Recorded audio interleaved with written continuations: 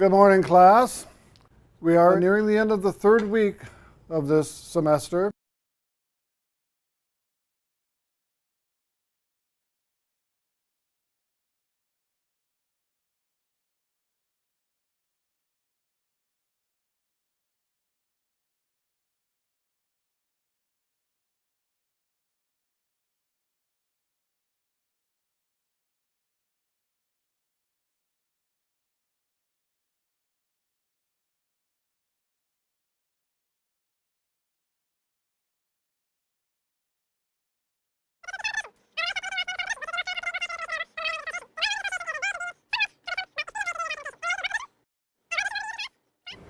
What brand of beer do you guys drink?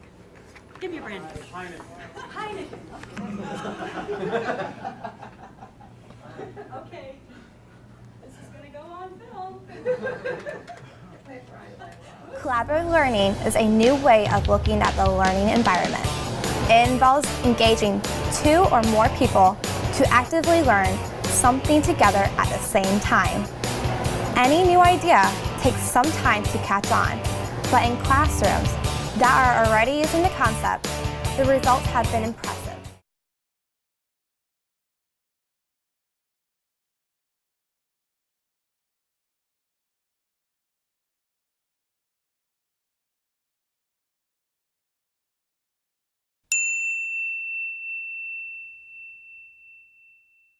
I worked in group settings like you did in your class. I was a little nervous because I didn't know anybody and it was different. So I had to open up to different personalities, and that was a challenge.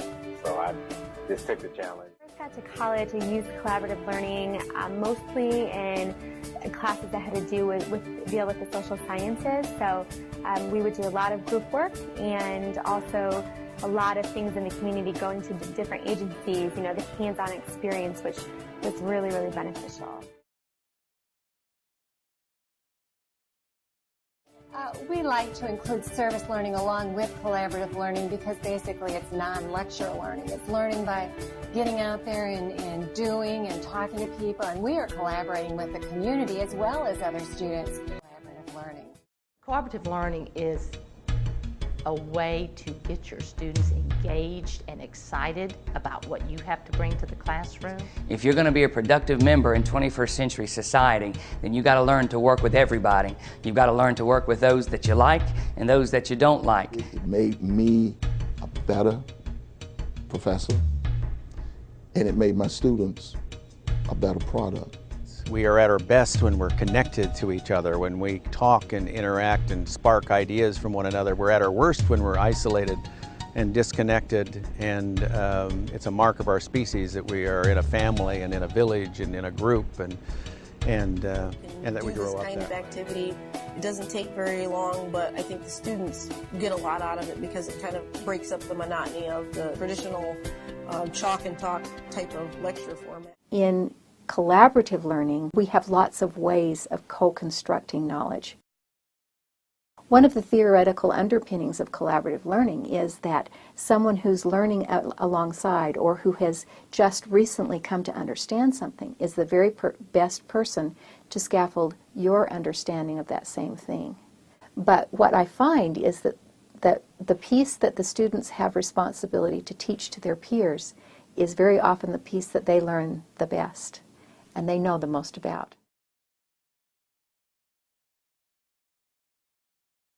One of the methods for collaborative learning that I've used and that any discipline can use is a student lecture format. I have students actually either in a team or as individuals present a chapter. They are responsible for preparing the lecture. They are responsible for making quizzes. They're responsible for finding outside resources for that topic, and they're responsible for doing some type of activity that involves the whole class in that lecture and that topic.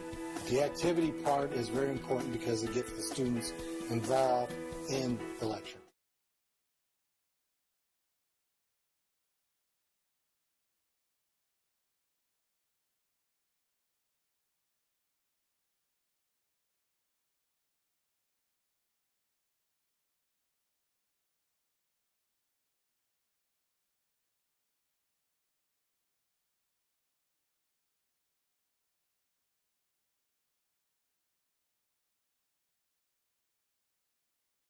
So the coin of the realm is not memorizing the facts that they're going to need to know for the rest of their lives. The coin of the realm will be, do you know how to find information? Do you know how to validate it? Do you know how to synthesize it? Do you know how to leverage it? Do you know how to communicate it? Do you know how to collaborate with it? Do you know how to problem solve with it? That's the new 21st century set of literacies, and it looks a lot different than the model that most of us were raised on.